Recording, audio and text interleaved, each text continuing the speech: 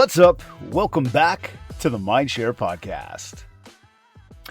So I'm at the gym the other day, talking to a buddy of mine who goes there, and I keep telling you, build relationships, talk to people, network with people, and we've gotten to know each other just by seeing each other at the gym on almost pretty much a daily basis. You know, he's in real estate. He knows who I am. He knows what I do. Super good dude. You know, again, realtor, running his own business, working hard, and just like the rest of us, wearing a ton of different hats. Now, I'm not his coach. I don't get into doing those things with him. However, you know, you're standing on a treadmill together, you're having conversation. How's business? How's life? How's this? How's that? You know, what's going on? How are things? And so I kind of get a sense of where he's been at over the past, couple of years now, and what he's trying to build out and what he's trying to do with his brand. And it continues to grow. Super funny dude, real pro, does a great job out there, successful. But he comes up to me the other day and he goes, "Hey, I finally hired an admin." I thought, I kind of smiled, and I thought, I looked at him like awesome. And then I asked him one question. "So what are you going to have her do?" And he looked at me and said, "Well, I don't know. We're going to figure it out together." And that's why I kind of laughed. Not like laughing at him, because it's the same thing I hear all the time. People know they need help. They just have no idea what they actually need the help with. And quite frankly, that right there, when you're going to hire somebody, when you're going to grow, when you got aspirations of doing more, one of the biggest mistakes you can make right there is not knowing exactly what the help is. This is episode number 394. So, we get to this point in business where, and we all feel it, right? You get overwhelmed. There's always a ton to do. And yeah, as the business is growing, or at least we hope it is. And then we're hoping the phone's ringing, and we're hoping the emails coming in, and naturally you want to hope that you got a lot of people you can help, and that clients need things from you. And of course you got to get your marketing going. Your accounting needs attention, and paperwork piles up, and your significant other at home wants more of your time. The kids want more of your time. I mean, I don't know, if you go to the gym, you want to go to the gym. People want to take vacations. You want to enjoy the summer. I mean, let's be honest, in Canada, we don't exactly get a whole lot of it. So naturally, we start doing this exact same thing. We start saying the exact same thing. I need help. Okay, cool. Quite frankly, I think we all need help. But help where? Help with what? Because I need help? That's not actually the problem. Moreover, it's how the actual problems show up. So, that's what really this show today is all about for you, right? I want to help you figure out what kind of help you actually need. Because, again, there's a lot of people out there spending money trying to solve the wrong problems. And I've said it for years. Money is not the solution to complacency. Period. And the other thing that's very real is that most people don't hire somebody because they have some big grandiose plan. Instead, we're hiring people because we have gotten to a point of complete overwhelm. We've gotten to a point of a breaking point, of feeling the exhaustion and the overwhelm and the frustration, and just like that feeling of man, I can't keep up. And when we get that, it's natural. We think okay, I'm going to hire somebody. Somebody's going to help me. But that, what often happens, that poor person shows up on Monday morning, and nobody knows what they're supposed to actually be doing. Think about that. You just hired somebody, you're paying them, and you're hoping that they figure it out on their own. You're hoping they figure out why you hired them. But I mean, quite frankly, that's ass backwards. Seriously. Imagine hiring a salesperson and saying, "Hey, I don't know, we'll figure out sales together." You'd never do that. Yet that's exactly what happens with admin people every single day. Somebody sits down at a desk and spends the first few weeks asking, "So, what do you need me to do?" And the real problem is you don't actually know. And that's Like, I mean, that's part of why you hired them in the first place. And the other thing that happens is that, when we hire like too early, we don't actually realize how much time it's going to take to onboard, to train, to manage on an ongoing business. They'll never care as much as you do. Not that they won't care, but it just won't be the way you do it. So you always have to be the one that is one step ahead. You always have to be aware that it's your job to keep the knife sharp. You know what I mean, right? Like, you have to be the one. You've got to be on top of everything. So this doesn't necessarily take a load off your shoulders. But what it does is it gives you some extra hands. Okay? So again, yeah, I guess it does take a load off your shoulders, but the reality is it doesn't take the responsibility off your shoulders. Let's put it this way, right? And look, when you do this, it means you've got to change the mindset around hiring from the idea of simply having less to do. Okay? And instead, to one that you will still need to do. Because now it's a different set of what are you actually doing? Make sense? Right? Again, you bring somebody on, you need help, they come in and they help you, but you still have responsibility. Having a team, an admin, support from somebody else. It also requires a lot of communication and breeding the right environment through the culture that you put out there. And again, that's something a lot of people don't focus on. They just figure, I'm going to hire somebody, they're going to come in, they're going to do, and everything's going to be good. But like, that's not actually what it is. You've actually taken on a new set of responsibilities for yourself. So, as my buddy tells me this, right? Like, you hired somebody. I'm like, okay, I got another question for you.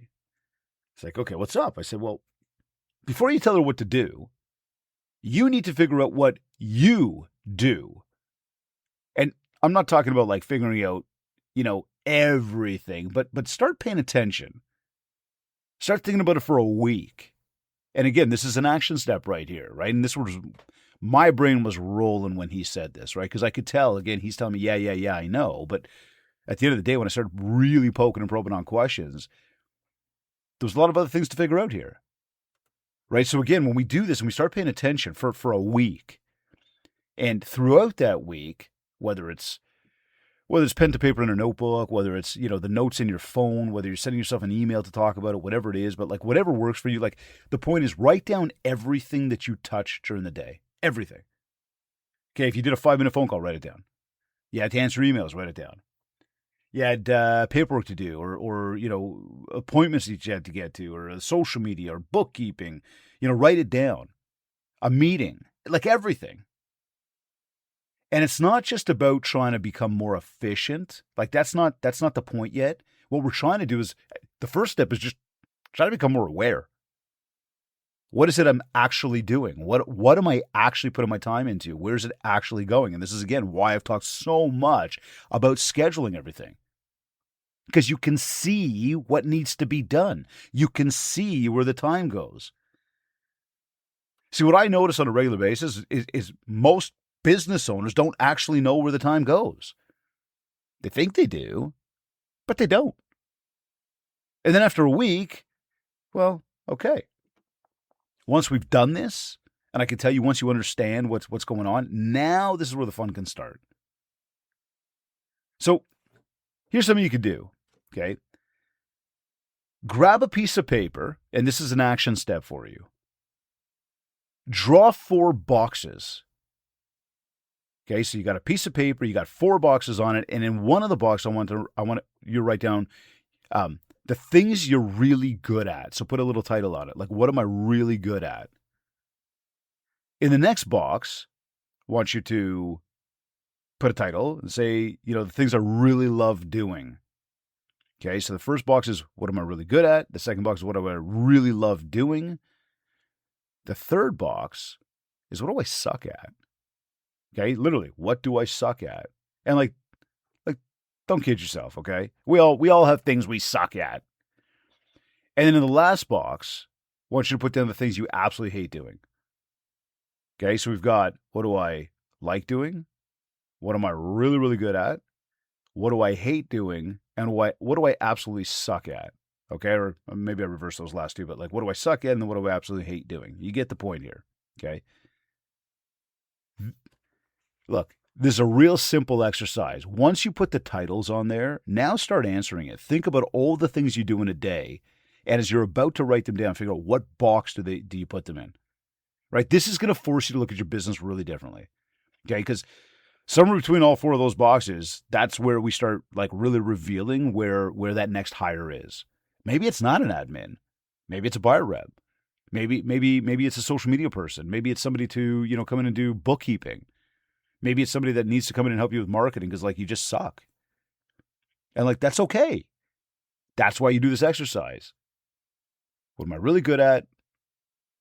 What do I absolutely love doing? What am I really bad at? And what do I absolutely hate doing? Figure that out. Okay? Because that, again, was to start figuring out who's coming. Who do we need? Okay? And it's not about, it's not about what somebody else told you need, because it's very easy for somebody to sit back and say, you got to hire an admin. You've got to do this because your business told you that that's what you need. Okay? So if you're really good with people, but you hate paperwork, again, there's a clue. If you love creating content, but when it comes to like your bookkeeping and it makes you completely miserable and you procrastinate all the time, again, another clue. If you're spending, too much time in a day doing something that just doesn't require you, there's another clue. Like, I can't stand scheduling. Interesting, right? Because I tell you about time all the time. Well, I schedule everything. But like actually figuring out when you and I are going to meet and whether it's going to work for your schedule and whether it's going to work for mine and then doing the follow-up, it's just a pain in the ass, right? Or going through my inbox and sorting through the junk that I've got or the stuff that I need to deal with. Again, whatever. I just don't like doing it. Doing the little admin tasks, it takes up time where I could be putting my time other places. Okay? Most people, when they're looking to hire somebody, they do it by looking at job titles. But I'm going to suggest that in order to do this properly, you do it by looking at yourself. You figure out where your genius is. Where is your real value to this business? And then start thinking who, not how, right? Who can I hire to come in and help me with the other things I need to be doing? Not how can I spend more time doing them? Now, let's say you figured it out. Let's say you've gone ahead and hired somebody. This is the second mistake that people, usually make. Like we'll call it mistake number 2. They start just handing over random tasks. Can you answer this? Can you book this? Can you file that? Can you post this? And day after day, task after task, eventually they got somebody who's busy all day, but we don't really know if that person's actually making a difference. Because again, remember, like we talk about all the time, busy's not the goal. In your world, it's about being productive, not just busy. By bringing somebody on, it's about improving the business. And again, those are two very different things. So instead of asking, what can they do? Start thinking about it in a little different way. Start asking, what can they own? There's a big difference to all that, right? Can they own the calendar? Can they own, the transaction management? Can they own the client communication? Own the marketing coordination? Owning your follow-up systems ownership creates accountability. Because now somebody is responsible. That person is responsible to take control of that.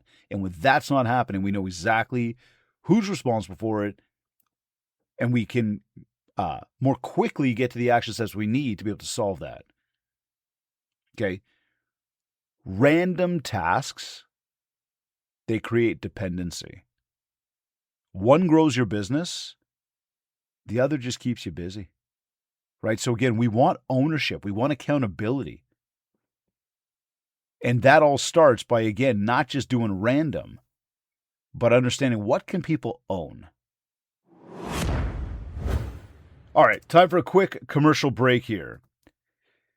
This episode of the MindShare Podcast is brought to you by Kits Keep in Touch Systems, helping you generate more repeat and referral business by staying top of mind with the people who already know, like, and trust you.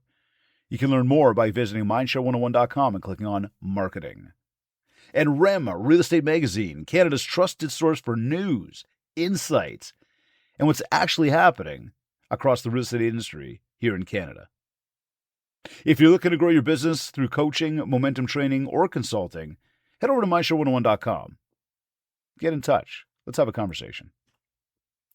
All right, let's get back to it. So we go back to this conversation I was having with my buddy at the gym here, and I asked him another question now. I said, how are you going to know if your new hire is actually working? Because he's got these big ideas, right? He wants to just take over the world, and that's why we get along so well, right? But he's got all these ideas and he wants to do all these things, and so it's like, again, as you're working towards growth and you're trying to execute on all of this. It's one thing to say it, it's one thing to think it, it's another thing to actually execute on it, right? So again, how are you going to know if it's actually working?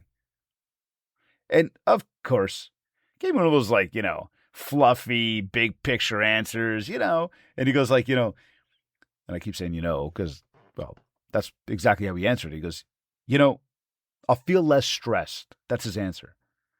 Things will be, I'll feel it. Things will be better. Well, I'm like, but how do you know? He goes, well, we're going to figure it out.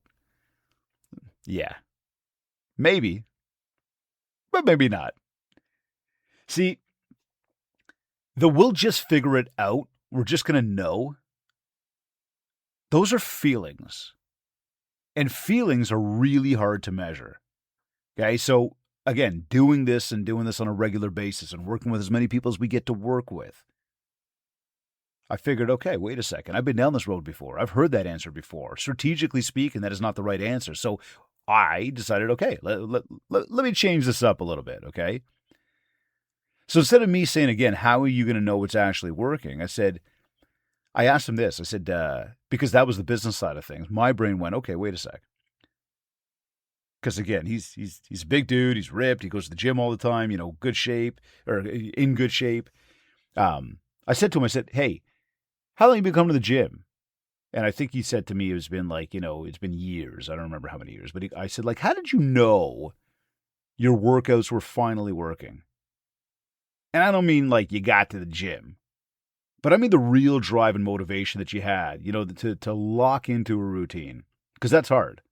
And for anybody that's tried going to the gym that doesn't go to the gym on a regular basis, trying to get your butt there when you're not doing it normally, your mind is like, I don't want to do this. And then your body goes and your body's going, I don't want to do this. And then you come home and you're sore and you're like, oh man, that was tough. And then you don't go back the next day necessarily. But those people that go on a regular basis and have fought through the I don't want to do it and have fought through the pains in the body have actually flipped the script. Because now the mind says, hey, I want to get there. Hey, when are we going? Hey, we need to work out.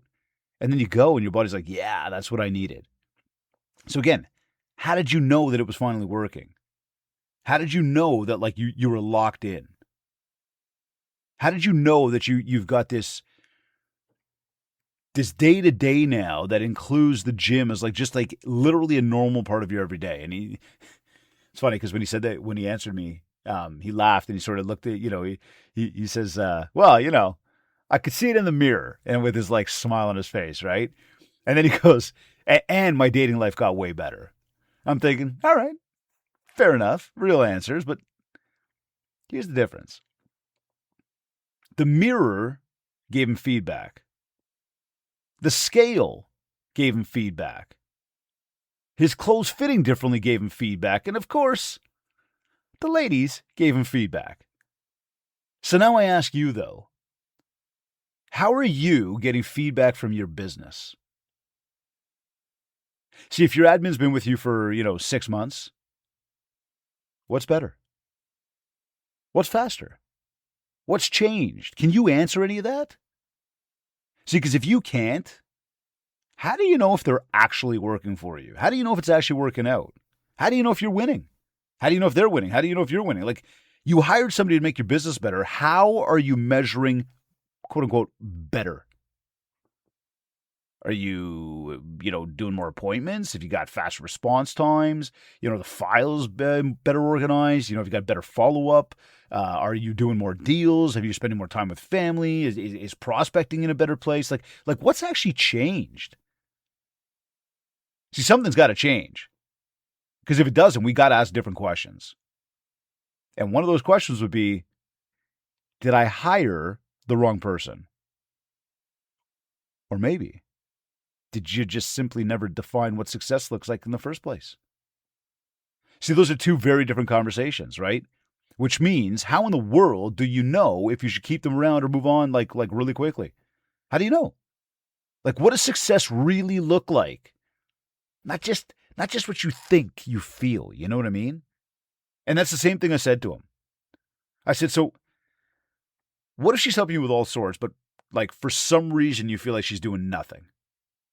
Because again, remember, hired the person. I'm like, how are you going to know if it's working? He's like, we're going to know. Like, it's just, I'm going to feel it. But yeah, but what happens if like she's actually doing a great job and you turn around and you're like, yeah, she's horrible. She's not helping with anything. And then you go ahead and like get rid of her to find somebody else, only to realize she was actually a huge asset to you. But you never tracked anything properly.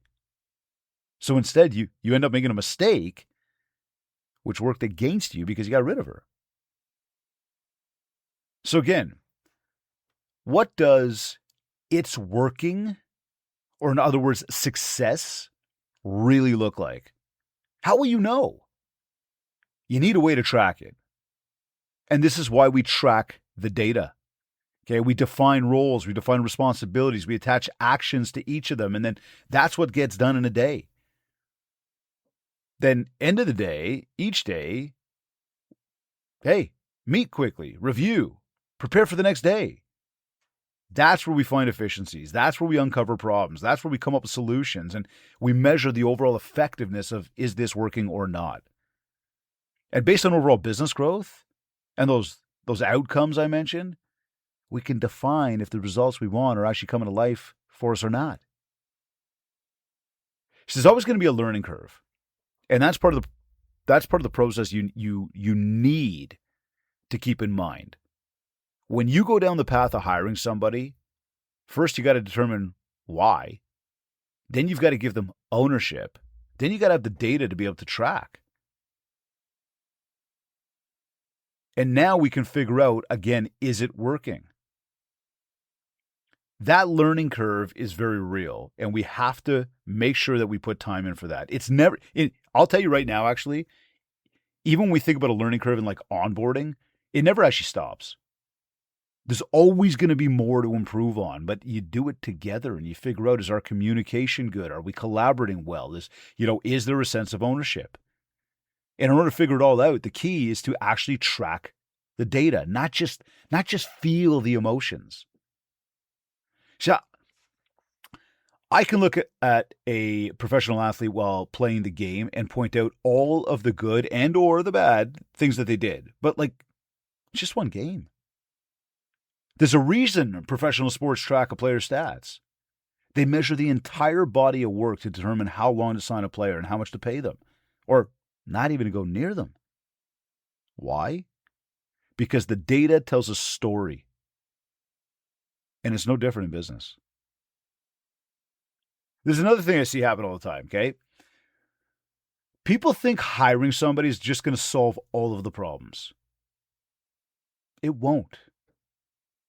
See, if your business is disorganized before you hire somebody, hey, you're simply going to have two people working in a disorganized business. If your systems are flat, are weak, or not thought out, then you've got two people trying to navigate like shitty systems. If you're a bad communicator, well, now you've probably got somebody else who's confused about it too. Like, people don't just come in and fix a business that's broken. People usually come in and unfortunately begin to amplify whatever already exists. And that's why taking the time to think through all this stuff before you hire truly matters. We're not trying to overcomplicate things. Instead, we're trying to be very intentional with them. And look, before we wrap, one final thought here today. I know you might be listening right now. I know at least there's going to be a few people listening right now saying like, Dave, I'd love to hire somebody, but I just can't afford it. And look, I get it. That's very real. Okay, but don't let that stop you from doing the exercise. Because even if you're not hiring somebody tomorrow, you can start preparing today. You can start documenting your processes. You can start figuring out where your time's actually going. You can start identifying the things you should be doing versus shouldn't be doing. So when the time comes, you're ready. Because eventually, if your goal is to grow, hey, you're going to need help. It's normal. We all do. Nobody builds something meaningful completely on their own. So the question isn't whether you'll need people. The question, moreover, is whether you'll know exactly what those people are there to do. So here's what I want you to do this week, okay? And with the market being what it is, coupled with the nice weather and the relaxed mode you may very well be in, track your time. I'm talking everything. Then take that and divide it into those 4 boxes.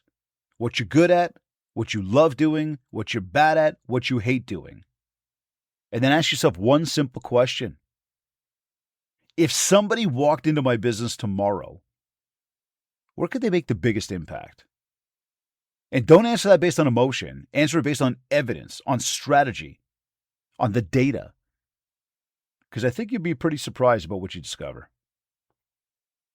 I'm David Greenspan, reminding you to build MindShare because MindShare equals market share.